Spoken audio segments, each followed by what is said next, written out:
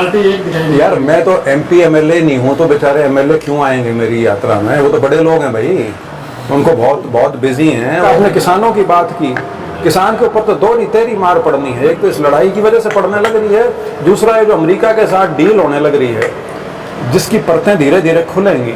और आने वाले समय में जिस प्रकार की हानि हमारे पूरे कृषि क्षेत्र को इस डील से होने जा रही है, ये वो जो 3 कानून पहले लेके आई थी बीजेपी, जिनको रद्द करना पड़ा था आंदोलन की वजह से, ये उसका कहीं गुना बड़ा रूप है।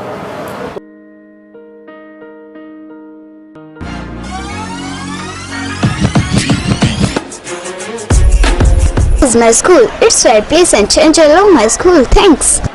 This is our computer lab. We taught computer from third standard itself.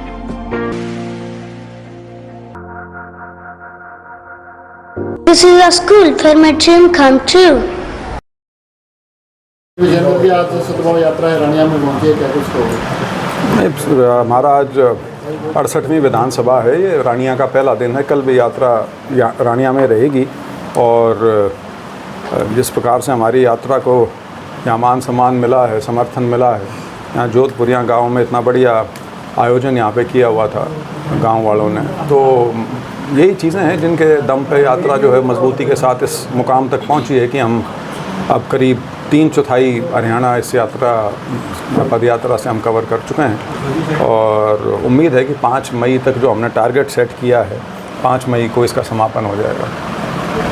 Sir Sirsa में 3 एमएलए हैं कांग्रेस के, लेकिन कोई भी साथ नहीं चल रहा इसको। कोई ज़रूरत नहीं, कोई फर्क नहीं पड़ता, लोग हैं सारे साथ। पार्टी एक दिखाई यार मैं तो एमपी एमएलए नहीं हूँ, तो बेचारे एमएलए क्यों आएंगे मेरी यात्रा में? वो तो बड़े लोग हैं भाई, उनको बहुत बिजी हैं। वो कोई पार्लियामेंट में इधर असेंबली में सेशन चल रहा होगा, हो लिया क्या ख़त्म? अब हाँ हो लिया, कोई नहीं, उसके बाद और काम आगे होंगे। उनकी फसल पककर तैयार है और तेल की बड़ी समस्या हो गई है। तो है वो बहुत गंभीर है, और वो बहुत गंभीर इसलिए भी है कि इस युद्ध का कोई सिर पैर नहीं है।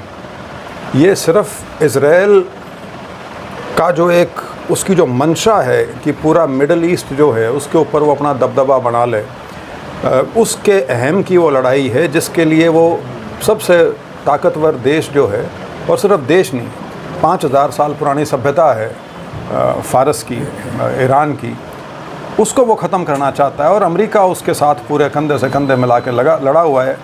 उनको वहम था कि इनको हम जल्दी में निपटा देंगे, जैसे औरों के साथ ये करते हैं, क्योंकि ख़ास ताज़ा वेनेजुएला का इनका तजुर्बा था।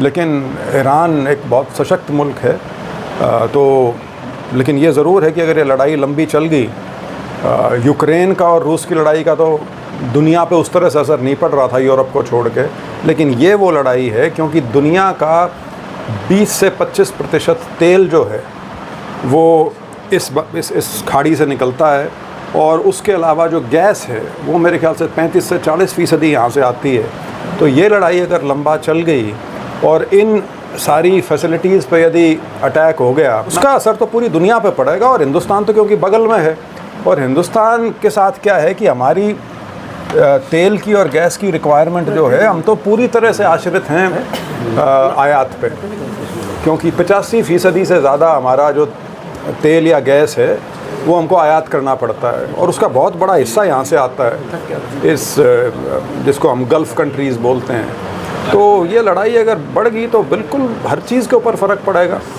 जहाँ तक आपने किसानों की बात की, किसान के ऊपर तो दो तेरी मार पड़नी है। एक तो इस लड़ाई की वजह से पड़ने लग रही है, दूसरा है जो अमेरिका के साथ डील होने लग रही है, जिसकी परतें धीरे धीरे खुलेंगी।